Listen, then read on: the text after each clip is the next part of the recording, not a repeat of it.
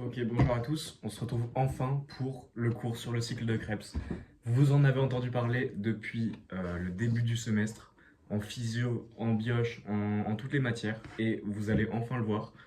Je suis très content de vous faire ce cours aujourd'hui, donc on est parti, on va pas épiloguer plus longtemps.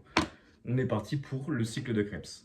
Donc, d'abord, on est dans la suite du cours sur la PDH. Donc, je vous ai dit qu'on avait un enchaînement de 4 cours sur la métabo-mitochondriale. On a la PDH, on a le cycle de Krebs, et ensuite, les cours qui vont arriver, ça va être la CRM et la TP synthase. Donc, d'abord, pour vous mettre un peu dans le contexte, on avait notre molécule de glucose qui a fait la glycolyse. À la fin de la glycolyse, on obtient un pyruvate. Ce pyruvate, on l'a vu dans le cours sur la PDH, il va se faire transformer en acétyl-CoA. Et là, l'acétyl-CoA, une fois synthétisé, on va pouvoir le faire rentrer dans le cycle de Krebs. Donc d'abord, ce qu'on vous dit, c'est une sorte de petit bilan du cycle en guise d'introduction. Vous allez avoir pas mal d'infos, mais toutes ces infos, vous les reverrez pendant le cours. Donc, vous inquiétez pas. Alors d'abord, ce qu'on nous dit au début, c'est que le cycle de Krebs, c'est une voie mitochondriale. Donc ça, on l'a vu avec la pyruvate déshydrogénase, mais notre acétyl-CoA, il va être dans la matrice mitochondriale.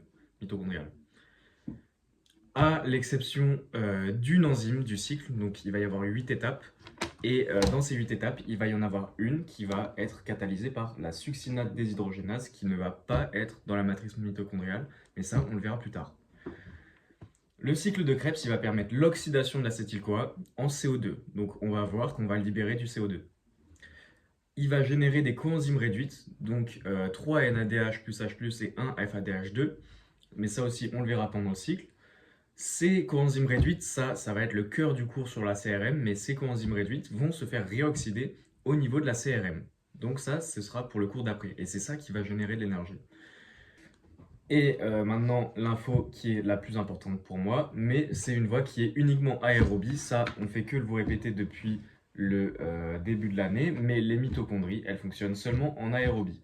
Et comme le cycle de Krebs, il est dans la mitochondrie, alors si on n'a pas de dioxygène, on n'aura pas de cycle de Krebs. Donc voilà, c'est une voie aérobie. On vous l'a dit dans le cours sur la PDH, mais on vous le redit maintenant. Il va représenter l'acétyl-CoA, je parle de l'acétyl-CoA, il va représenter un point de convergence entre les différents catabolismes. Si on vous rappelle le cours sur la pyruvate déshydrogénase, on voit sur un petit schéma qu'on a les glucides qui, par l'intermédiaire du pyruvate, pourront donner de l'acétyl-CoA. On a les acides aminés qui, par l'intermédiaire des acides aminés cétoformateurs, vont pouvoir donner de l'acétyl-CoA.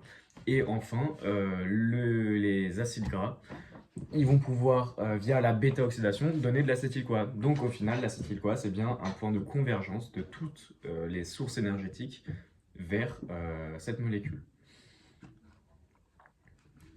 Maintenant, le cycle de Krebs, donc, il se produit dans la mitochondrie. Il va du coup se produire dans toutes les cellules qui ont des mitochondries. Donc attention, les globules rouges n'ont pas de mitochondries, donc il n'y aura pas de cycle de Krebs dedans. Il y aura 8 réactions, dont 4 réactions qui vont être une oxydation et une réaction qui va produire du GTP. Ça, on le verra plus en détail pendant le cycle. Et on va voir aussi qu'on va éliminer 2 carbones sous forme de CO2. Donc maintenant, la raison pour laquelle vous entendez parler du cycle de Krebs depuis maintenant 2-3 mois, c'est que c'est une voie métabolique qui va permettre de générer de l'énergie. Et 95% de l'énergie qui va être utilisée par le corps, elle vient du cycle de Krebs. Donc c'est vraiment une voie métabolique super importante et qui est vraiment vitale. Et maintenant, on vous donne une petite vue d'ensemble sur le cycle de Krebs que vous pourrez revoir une fois que vous avez vu le cycle en détail, mais c'est vraiment l'essentiel là-dedans qu'on a dans ce schéma. Mais on vous dit que d'abord, le point d'entrée du cycle de Krebs, ça va être l'acétyl-CoA. L'acétyl-CoA qu'on a synthétisé au cours précédent sur la pyruvate déshydrogénase. Cet acétyl-CoA, ça va être une molécule qui va avoir 2 carbones. On les voit ici, on en a un là, un là. Donc on va avoir 2 carbones et il va fusionner pour sa première étape avec l'oxaloacétate. L'oxaloacétate, vous connaissez cette molécule, c'est une molécule qui a 4 carbones. Et donc cette fusion, elle va donner une molécule qui a 6 carbones, qui est le citrate. Vous voyez aussi que on a deux étapes où on va perdre un CO2. Ça, on le verra plus en détail, mais étape 3 et étape 4, on va perdre un CO2. Et on voit aussi sur ce schéma qu'on a 4 étapes où on va avoir un coenzyme réduit, c'est ce qu'on vous disait tout à l'heure. Il y a 4 étapes qui vont être des oxydations. Et du coup, comme une oxydation est toujours couplée à une réduction, on va se retrouver avec des coenzymes sous forme réduite. Et enfin, on a une dernière réaction qui va être la réaction numéro 5 qui va fournir la seule molécule énergétique parce que ça va être super important. Mais en soi, le cycle de Krebs, ça va pas être une voie métabolique qui va générer beaucoup d'énergie. Ça va pas être une voie métabolique qui va être productrice d'énergie parce que il va y avoir qu'une seule étape qui va libérer une molécule énergétique, à savoir le GTP et l'étape 5. Donc, alors pourquoi on dit que le cycle de Krebs il va permettre de faire de l'énergie? Parce que c'est simplement les coenzymes sous forme réduite qui vont être générés par le cycle de Krebs, qui vont eux aller dans la CRM, la chaîne respiratoire mitochondriale, qui va être le cours que vous allez faire juste après. Et ben c'est ces coenzymes qui vont, via leur réoxydation, permettre de produire beaucoup d'énergie. Donc en soi, le cycle de Krebs, c'est pas une voie métabolique qui est productrice d'énergie, mais elle va être productrice de coenzymes sous forme réduite qui, eux, vont produire beaucoup d'énergie. Mais du coup, sans cycle de Krebs, on n'aura pas ces coenzymes, donc on n'aura pas d'énergie. Maintenant, on rentre dans le gros du cycle de Krebs. On va voir la voie métabolique plus en détail. Ça va être de la biochimie pure et dure. On va voir le fonctionnement du cycle de Krebs. Donc, la première étape, on vous en a parlé en amont, mais ça va être la condensation. Donc, notre acétyl-CoA, ça va être notre molécule d'entrée du cycle de Krebs. Donc, ça va être la condensation de l'acétyl-CoA avec l'oxaloacétate. Ça va être une réaction qui va être synthétisée par la citrate synthase. Et le produit de la réaction, ça va être le citrate. Ça va être une réaction qui va être irréversible et très exergonique. On voit ici qu'on incorpore une molécule d'eau et qu'on relargue le CoASH parce que, regardez, l'acétyl-CoA, c'est un acétyl donc qui a deux carbones reliés au coenzyme A. Le citrate, lui, il n'a pas de coenzyme A parce que on a relâché le coenzyme A de l'acétyl-CoA. Donc voilà, c'est une réaction qui va se produire assez facilement, même si on a une faible concentration d'oxaloacétate, et cette phrase, elle aura un sens à la fin du cycle. Donc voilà pour cette réaction, mais on a un petit point sur la régulation, et moi j'aime bien dire que c'est la partie la plus importante de la biochimie, c'est savoir quand est-ce qu'on va vouloir produire de l'énergie, quand est-ce qu'on va vouloir stocker de l'énergie, tout ce qui est anabolisme, catabolisme en fonction des besoins de la cellule. Pour moi, c'est une partie très importante à comprendre, mais ce qu'on nous explique, c'est que prenons un cas où la charge énergétique de la cellule, elle augmente. Si on a beaucoup d'énergie, ça veut dire qu'on n'a pas envie d'en faire plus. Donc, le flux du cycle de Krebs, il va diminuer, parce que le cycle de Krebs, il permet de faire de l'énergie. Donc, le flux va diminuer si on a déjà beaucoup d'énergie. Si du coup on a beaucoup d'énergie, ce qu'on va vouloir faire, c'est plutôt stocker cette énergie. On va pas pouvoir en faire, on va pas pouvoir en utiliser, on va vouloir stocker l'énergie. Alors on va faire cette réaction, l'oxaloacétate va se transformer en citrate, et là le citrate, il va pouvoir sortir de la mitochondrie via un système de navette. Il pourra aller dans le cytoplasme, et dans le cytoplasme, il va y avoir une enzyme qui va l'attendre, qui est la citrate lyase, qui va du coup casser ce citrate en acétyl-CoA et en oxaloacétate. Attention, c'est quand même une réaction qui est irréversible. Mais le citrate peut quand même redevenir de l'acétyl-CoA et de l'oxaloacétate via une autre enzyme. Donc la réaction du cycle de Krebs qui transforme l'oxaloacétate et l'acétyl-CoA en citrate, c'est une réaction synthétisée par la citrate synthase. Mais si on veut faire la réaction dans l'autre sens, c'est une autre enzyme. Donc attention, c'est deux réactions qui sont irréversibles. Donc, ce qu'on disait, c'est que le citrate sortait de la mitochondrie pour aller dans le cytoplasme. Et on vous l'a dit, on a envie de stocker l'énergie. Donc, le citrate, une fois transformé en oxaloacétate et en acétyl-CoA, et ben cet acétyl-CoA, il va pouvoir rentrer dans la synthèse de cholestérol et des acides gras. Et c'est pour ça que les acides gras, c'est une forme de stockage de l'énergie, parce que quand on a trop d'énergie, on va vouloir stocker, on va faire sortir le citrate, faire de l'acétyl-CoA, et faire de la lipogénèse. Voilà, j'espère que c'est bien compris cette partie. Vous pourrez revoir cette partie de la vidéo plusieurs fois, vous pouvez vous poser pour essayer de bien comprendre. Mais tout ce qui est modification des voies métaboliques qu'on va utiliser en fonction des besoins de la cellule, je trouve ça assez important à comprendre pour bien comprendre l'essence de la biochimie. Mais voilà, c'était un peu long, mais c'est tout pour la première étape.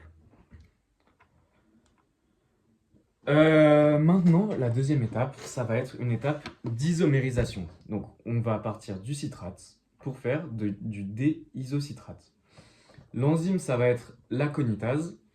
Et ça va pas être une réaction qui va se faire d'un coup. Ça va être une réaction qui va avoir un intermédiaire. Donc, en réalité, on a une étape intermédiaire qui va être le 6-aconitate. Ça va être une réaction qui va être réversible et endergonique. Et on va avoir l'utilisation de deux coenzymes qui est le glutathion et un centre fer-soufre. Il n'y a rien à comprendre là-dessus, c'est juste qu'il faut savoir qu'il y a deux coenzymes. Et vu qu'il y a un intermédiaire, il va y avoir deux étapes. Une déshydratation, donc le citrate, il va devenir du 6-aconitate en se faisant déshydrater. Et puis il va y avoir une réhydratation du 6-aconitate pour devenir du déisocitrate. Donc au final, on perd une molécule d'eau, on gagne une molécule d'eau, donc on n'utilise rien en particulier. Et on nous détaille aussi un petit truc de chimie, c'est qu'il y a un déplacement stéréospécifique du groupement OH vers le carbone bêta provenant de l'oxaloacétate. C'est une phrase assez compliquée pour dire que on a le OH qui est ici sur ce carbone, il va hop se déplacer sur celui-là. Et on dit que c'est un carbone bêta, c'est un peu comme carbone alpha, c'est juste pour dire qu'il est asymétrique. Ça peut être alpha, bêta, n'importe quelle lettre, c'est juste pour dire qu'il est asymétrique. Voilà, c'est tout pour cette étape. Maintenant, étape 3, du coup, on est avec le déisocitrate. Et ça va être notre première oxydation. On va oxyder le déisocitrate pour qu'il devienne de l'alpha-cétoglutarate. L'alpha-cétoglutarate, c'est une molécule que vous connaissez, que vous avez vu dans le cours sur les acides aminés. Mais ça va être une réaction qui va être catalysée par l'isocitrate déshydrogénase. Déshydrogénase parce qu'elle va voler des hydrogènes à l'isocitrate. On va utiliser notre premier NAD+. Donc le NAD+, qui est sous forme oxydée, il va voler deux hydrogènes au déisocitrate. Donc il va devenir hop du NADH plus H+. C'est notre premier coenzyme réduit. Et c'est une décarboxylation oxydative. Donc oxydative parce qu'on oxyde. Et c'est une décarboxylation. Donc on voit ici hop qu'on perd un CO2. Si on compte le nombre de carbone sur le déisocitrate, on en a 1, 2, 3, 4, 5, 6. Et si on compte le nombre de carbone sur l'alpha-cétoglutarate, on n'en a plus que 1, 2, 3, 4 et 5. On a bien un CO2 qui s'est perdu. Donc voilà pour cette réaction. L'important à savoir, c'est que on va libérer un NADH plus H+, et un CO2. Maintenant, la quatrième étape, ça va être la deuxième décarboxylation oxydative. Donc ça va être exactement le même principe. On va avoir du coup notre alpha-cétoglutarate qui va être synthétisé, qui va devenir du succinyl-CoA. Alors, l'enzyme, ça va être l'alpha-cétoglutarate déshydrogénase. Donc, c'est la même chose. On a le NAD+, qui va venir voler deux hydrogènes à l'alpha-cétoglutarate. Donc, on va générer un NADH plus H+. On va perdre aussi un CO2. Si on compte 1, 2, 3, 4, 5, ici, on n'en a plus que 1, 2, 3, 4. On a bien un CO2 qui s'est perdu. Et seule différence avec la réaction numéro 3, cette fois-ci, on va utiliser un CoASH pour que l'alpha-cétoglutarate devienne du succinyl-CoA. Donc voilà, on a une utilisation d'un coenzyme A. Et on nous fait un petit aparté sur cette enzyme du coup qui est l'alpha-cétoglutarate déshydrogénase. On nous dit que ça fonctionne un peu comme la pyruvate déshydrogénase. Donc en réalité, c'est pas une enzyme, ça va être aussi un complexe enzymatique qui lui aussi va être composé de 3 enzymes et qui lui aussi va utiliser 5 coenzymes. Donc, alors oui, il faut savoir toutes les enzymes et tous les coenzymes, mais pas de panique, c'est exactement les mêmes enzymes et les mêmes coenzymes que la pyruvate déshydrogénase. Donc si vous avez bien appris le cours sur la pyruvate déshydrogénase, alors normalement il n'y a pas de souci. La seule différence avec la PDH, c'est que si vous vous rappelez bien, sur la PDH, on va avoir une régulation covalente, notamment via la PDH kinase et la PDH phosphatase. Cette fois-ci, on n'a pas de régulation covalente, ça va être que des régulations allostériques. Et la seule info qu'il y a à savoir en plus, c'est que dans tous les coenzymes qu'on a, il va y en avoir trois qui vont être liés, qui vont être le TPP, l'acide lipoïque et le FAD, et deux qui vont être libres, à savoir le NAD+, et le CoASH. Sinon, à part ça, c'est vraiment la même chose que la PDH. Et on nous fait un autre aparté là-dessus. Mais les deux molécules qui sont impliquées dans cette réaction, ça va être des intermédiaires réactionnels, des carrefours métaboliques au sein de plusieurs voies métaboliques. Par exemple, l'alpha-cétoglutarate qui est ici, je vous l'ai dit, c'est une molécule que vous connaissez. Ça va être une voie d'entrée d'abord dans le cycle de Krebs. Donc si on a de l'alpha-cétoglutarate, on va pouvoir le faire entrer dans le cycle de Krebs. Mais ça va aussi être une molécule qui fait partie de la navette malate-aspartate. Regardez, ici, c'est la navette malate-aspartate qu'il y a dans le cours catabolisme des acides aminés. On a ici notre alpha-cétoglutarate qui fait bien partie de la navette, donc c'est aussi un intermédiaire réactionnel de cette navette. Donc au final, l'alpha-cétoglutarate, il peut faire plusieurs choses différentes. Et c'est pareil pour le succinyl-CoA, sauf que ça, vous n'en avez pas entendu parler. Le succinyl-CoA, ça va être un élément qui va être important pour la synthèse de l'hème. Ce ne sera pas une voie métabolique que vous allez voir. Et par contre, il va être utilisé pour fabriquer les corps cétoniques. Ça, par contre, vous allez le voir. Sauf dans le foie. Attention, on vous dit que c'est non hépatique. Voilà, c'est tout pour cette réaction. Maintenant, du coup, on a formé notre succinyl-CoA et on va vouloir le transformer en succinate. L'enzyme, ça va être la succinyl-CoA synthétase. Alors, je vous l'admets, le nom succinyl-CoA synthétase, on pourrait se dire c'est pour faire le succinyl-CoA, ça aurait été logique. Mais non, c'est bien pour faire du succinate. Et l'enzyme a ce nom-là parce que c'est une réaction qui va être réversible. Donc si on va dans le sens du succinate vers le succinyl-CoA, le nom succinyl-CoA synthétase, ça prend son sens. Mais vu qu'on est dans le cycle de Krebs et qu'on veut faire du succinate, alors je vous avoue, ça paraît pas très logique. Mais c'est bien succinyl-CoA synthétase. Ça va être une réaction qui va être réversible et hexergonique. On va relarguer un coenzyme A parce que regardez, on a du succinyl-CoA, après on a du succinate et on n'a plus le coenzyme A. Et ça va être une réaction qui va libérer un GTP. Regardez ici, on a un GDP. On va lui mettre un phosphate inorganique, donc GDP pour 10 phosphates, on a 2 phosphates, plus un phosphate inorganique, on a du GTP, donc guanosine triphosphate. Donc pour le GTP, on vous en a peut-être pas parlé, mais retenez que c'est vraiment un équivalent de l'ATP. ATP c'est pour adénosine triphosphate, GTP c'est pour guanosine triphosphate. Donc c'est aussi une molécule énergétique et ça va être du coup la seule réaction du cycle de Krebs qui va permettre de libérer une molécule énergétique. Et là, on vous fait un petit détail sur comment est-ce qu'à partir du GTP, on va pouvoir obtenir de l'ATP. Tout simplement, le GTP avec de l'ADP, donc TP triphosphate, DP diphosphate, donc en tout là on a 5 phosphates. Le GTP va pouvoir céder un phosphate à l'ADP pour tout simplement donner du GDP et de l'ATP. On a encore 5 phosphates, sauf que cette fois-ci on a un ATP. Et l'enzyme, ça va être la nucléoside diphosphate kinase. Pourquoi elle s'appelle comme ça? Tout simplement parce que l'ADP, donc adénosine diphosphate, l'adénosine, vous l'avez vu en biomol, c'est un nucléoside. Diphosphate, parce qu'on a deux phosphates, donc c'est bien un nucléoside diphosphate. Et kinase, parce que kinase, c'est les enzymes qui vont phosphoryler. Donc ça va être une enzyme qui va phosphoryler un nucléoside diphosphate, donc un ADP, pour faire de l'ATP. Voilà, c'est tout pour la réaction numéro 5. Maintenant, réaction numéro 6, on a notre succinate. Donc le succinate qu'on vient de générer, il va se faire transformer en fumarate. Ça va être la fameuse réaction qui ne va pas se passer dans la matrice mitochondriale, mais qui va se passer au niveau de la membrane interne, parce que l'enzyme qui catalyse cette réaction, donc la succinate déshydrogénase, ça va être une enzyme qui va être ancrée à la face interne de la membrane interne mitochondriale. Ça va être une réaction réversible et ça va être encore une oxydation parce que on voit qu'on utilise un FAD qui va voler deux hydrogènes au succinate et donc on va rendre un FADH2. Voilà. Donc maintenant on a notre fumarate. Ce fumarate, on va vouloir le transformer en L-malate. Donc l'enzyme, ça va être la fumarase. Elle va hydrolyser le fumarate. Regardez, on voit ici qu'on utilise un H2O, donc c'est une hydrolyse, et ça va être une réaction qui va être réversible et faiblement exergonique. C'est tout pour cette réaction. Maintenant, huitième et dernière réaction, ça va être notre dernière oxydation.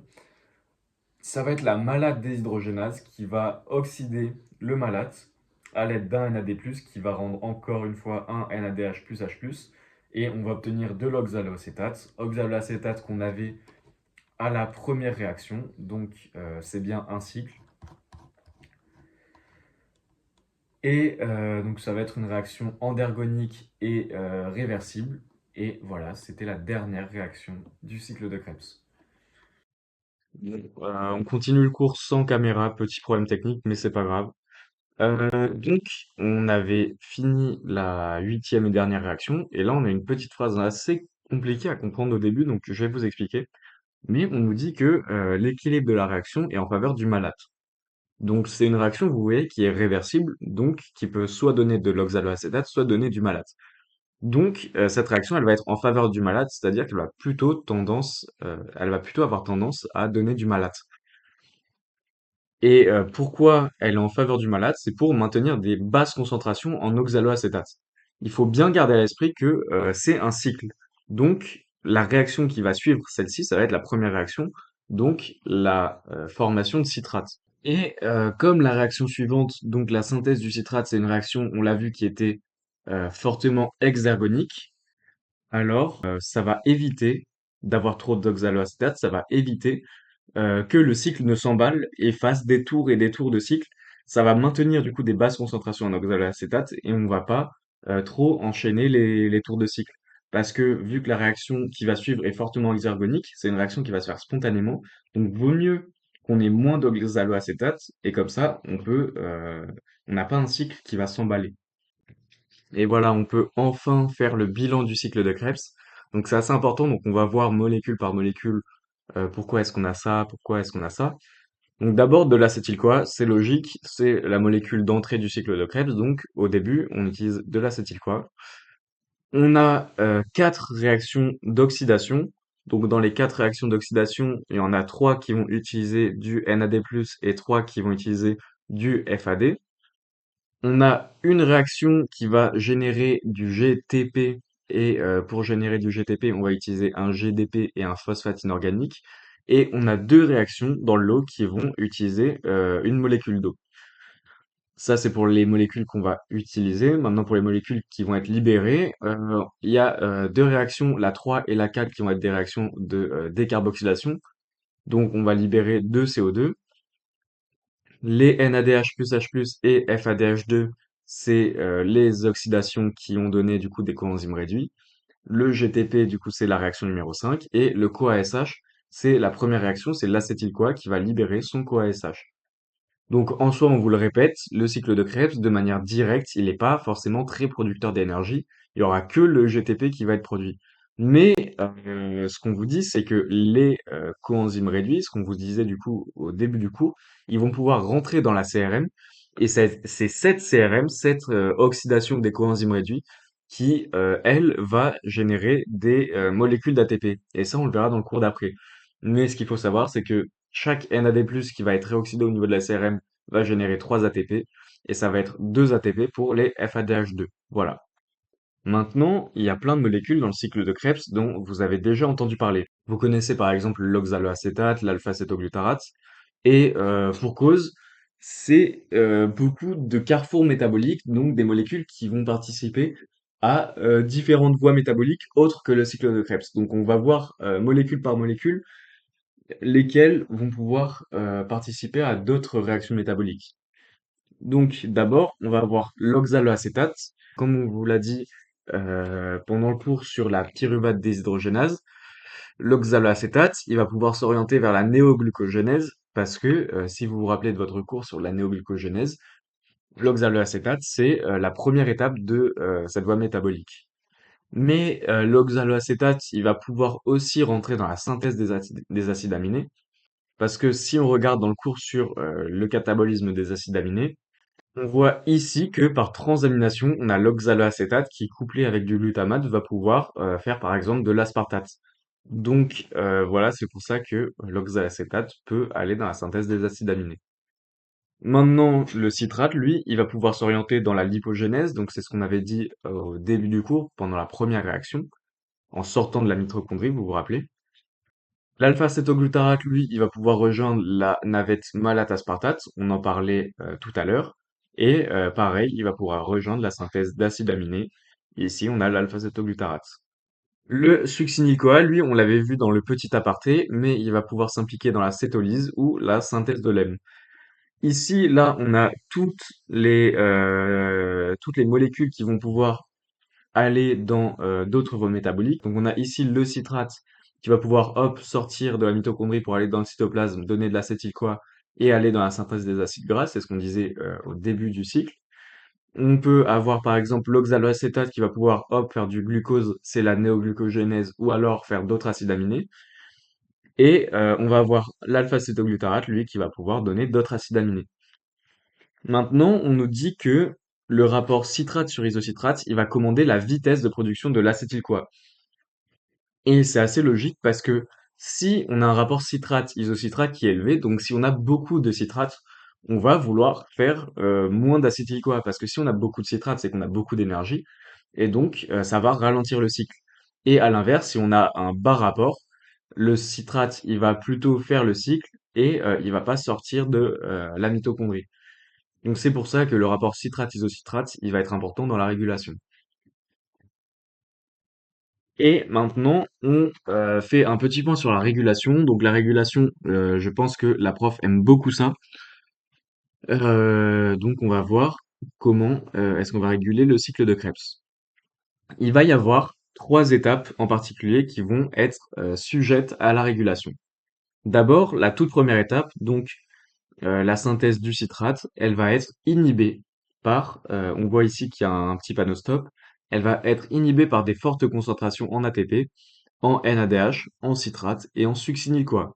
Si on réfléchit bien, en ATP et en ADH, c'est très logique parce que si on a des fortes concentrations en ces molécules, c'est qu'on a beaucoup d'énergie dans la cellule et qu'on n'a pas envie d'en faire plus. Donc ça va réguler négativement. En citrate, c'est logique parce que c'est la réaction qui est catalysée. Donc si on a beaucoup de citrate, on va pas vouloir en faire plus. Et succinyl-CoA, donc globalement c'est logique parce que c'est un intermédiaire du cycle de Krebs. Mais pourquoi celui-là en particulier, il n'y a pas vraiment d'explication. Faut surtout retenir que pour cette réaction, le succinyl-CoA va être un frein. Donc ça c'est pour ce qui va réguler négativement la première étape. Maintenant, pour cette étape, une forte concentration en ADP, ça veut dire qu'on n'a pas beaucoup d'énergie, ça veut dire qu'on veut faire des tours de cycle de Krebs. Donc ça va réguler positivement cette étape. Ça, c'était pour la régulation de la première étape. Maintenant, on va avoir un nouveau point de régulation dans l'étape qui va transformer l'isocitrate en alpha-cétoglutarate. Là, c'est assez simple. Ce qui va réguler négativement cette réaction, ça va être des fortes concentrations en ATP pour la même raison que la première étape. Et ce qui va réguler positivement cette réaction, ça va être des fortes concentrations en ADP. Ou alors, si on est dans le muscle, ça va être des fortes concentrations en Ca2+. Parce que, on le rappelle, dans le cours sur la PDH, on avait dit que quand le muscle se contractait, on avait beaucoup de Ca2+. Et donc, si le muscle se contracte, c'est qu'on a besoin de faire de l'énergie. Donc, si on a beaucoup de Ca2+, c'est qu'on a besoin de faire de l'énergie. Donc, le Ca2+, va, dans le muscle en tout cas, réguler positivement cette étape. Et pour la dernière étape de régulation, ça va être la transformation de l'alpha-cétoglutarate en succinyl-CoA. Ce qui va réguler négativement, c'est le NADH et le succinyl-CoA. Donc là, le succinyl-CoA, c'est déjà plus logique parce que ça va être le produit de la réaction. Et ce qui va réguler positivement, ça va être dans les muscles, le Ca2+. Et c'est tout pour la régulation. On a une petite phrase pour un peu conclure le cycle de Krebs, mais il sert d'interface entre le catabolisme et l'anabolisme. Pour expliquer cette phrase, c'est assez simple en fait parce que le catabolisme, bah, au final, le cycle de Krebs, c'est une voie de catabolisme de l'acétyl-CoA et l'anabolisme parce que beaucoup d'intermédiaires du cycle de Krebs vont, en fonction des besoins énergétiques, pouvoir former, pouvoir rentrer dans des voies anaboliques. Donc par exemple la synthèse des acides gras ou la synthèse d'autres acides aminés. Donc voilà, c'est pour ça que le cycle de Krebs, c'est une interface entre le catabolisme et l'anabolisme. Maintenant, pour conclure, ça vraiment, on a l'essentiel dans cette conclusion, mais ça va être la voie finale de l'oxydation du glucose et de toutes les autres molécules énergétiques, hein, donc comme les acides gras et les acides aminés. Donc le glucose parce que on a la glycolyse qui donne du pyruvate et de l'acétyl-CoA, mais aussi les acides gras parce que on a la bêta-oxydation qui va donner de l'acétyl-CoA, et aussi les acides aminés, notamment les acides aminés cétoformateurs, qui vont par cétolyse donner de l'acétyl-CoA. Maintenant, c'est un cycle qui a 8 réactions qui se déroulent toutes dans la matrice, sauf du coup la réaction catalysée par la succinate déshydrogénase, qui est l'exception importante à savoir. 4 réactions sur les 8, donc la moitié vont être des oxydations, donc qui vont libérer des coenzymes réduites. Une réaction va permettre la libération d'un GTP, qui est la réaction numéro 5. Et suite à l'oxydation des NAD+ et du FAD, toutes les coenzymes réduites, elles vont pouvoir rentrer dans la CRM. Je crois que c'est la troisième fois qu'on le dit. Elles vont pouvoir rentrer dans la CRM pour pouvoir produire cette fois-ci vraiment de l'énergie. Donc voilà, au final, le cycle de Krebs, il va fournir des carrefours métaboliques aussi pour d'autres voies de synthèse. Et voilà, c'est tout pour le cycle de Krebs. Là, je vous ai mis un petit moment, un petit instant mémo parce que c'est pas dans le cours, mais ça m'a beaucoup aidé. Ici, on a une petite phrase qu'on n'avait pas les autres années, mais c'est une petite phrase qui permet déjà de retenir tous les intermédiaires du cycle de Krebs. C'est la CIA suspecte un suspect qui fume des Marlboro oxydés. Voilà, c'est assez simple à retenir et vous avez tous les intermédiaires C citrate, I isocitrate, A alpha-cétoglutarate, etc. Au moins, vous n'avez pas besoin de retenir étape par étape qu'est-ce qui se passe. Vous avez la phrase, vous pouvez dessiner votre cycle directement en mettant tous les intermédiaires. Et je vais vous donner un petit tip sur comment moi j'ai appris le cycle de Krebs. Et ça vaut aussi pour d'autres voies métaboliques comme la glycolyse par exemple. Mais plutôt que d'apprendre chaque réaction, qu'est-ce qui s'y passait, je préfère apprendre de cette manière. Regardez. Ici, donc on sait que le cycle de Krebs, c'est un cycle qui a 8 réactions. Et ce que je me disais, c'était que les réactions endergoniques, c'était les réactions 2 et 8. Les réactions qui vont libérer les coenzymes réduits, ça va être la réaction 3, 4, 6 et 8. Les réactions qui vont libérer du CO2, ça va être la 3 et la 4. Et celle qui va permettre de libérer un GTP, ça va être la 5. Comme ça, plutôt que d'apprendre à telle réaction, il se passe ça, ça, ça, je trouvais ça beaucoup plus simple d'apprendre tous les intermédiaires, de savoir qu'il y avait 8 réactions et la libération de ça, elle se fait à telle étape, telle étape, telle étape. Je trouvais ça beaucoup plus simple. Comme ça, si par exemple chez vous, vous voulez refaire un cycle, vous retenez juste la petite phrase mémo avec tous les intermédiaires. Comme ça, hop, vous dessinez votre cycle, vous écrivez tous les intermédiaires.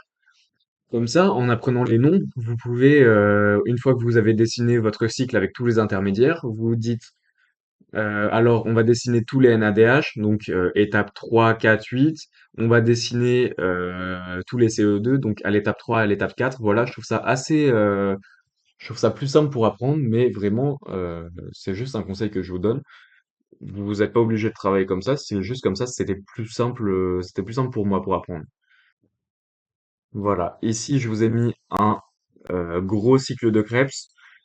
Juste, attention, là-dessus, il y a une étape en plus. Si on compte, on a 1, 2, 3, 4, 5, 6, 7, 8, 9. Parce que, vous voyez, la réaction de transformation du citrate en isocitrate, elle a été détaillée parce qu'on vous avait dit qu'il y avait un intermédiaire réactionnel. Voilà, sur ce cycle de Krebs précisément, on a cette réaction qui est détaillée. Faut pas que ça vous perde, faut pas que ça vous perturbe, mais voilà. Donc voilà, on en a enfin fini avec le cycle de Krebs. Vous voyez, c'est pas un cours qui est si long que ça, c'est surtout une voie métabolique à apprendre. Si vous apprenez, comme je vous ai dit, avec la phrase mémo plus les numéros, au final, ça s'apprend super vite. Et puis après, on a toutes les petites subtilités à savoir, comme le petit aparté sur l'alpha-cétoglutarate déshydrogénase, comme les différents carrefours métaboliques à savoir, comme la régulation aussi, surtout, ça c'est super important. Mais voilà, c'est pas un cours qui est si long. J'espère que vous avez bien aimé. J'espère que la vidéo, ça vous a plu, que ça vous a bien aidé, que ça a été clair. Si vous avez des questions, ça bouge pas. N'hésitez pas à aller sur le forum. En attendant, moi, je vous souhaite bon courage dans vos révisions. N'hésitez pas à me faire plein de retours et voilà, courage à tous.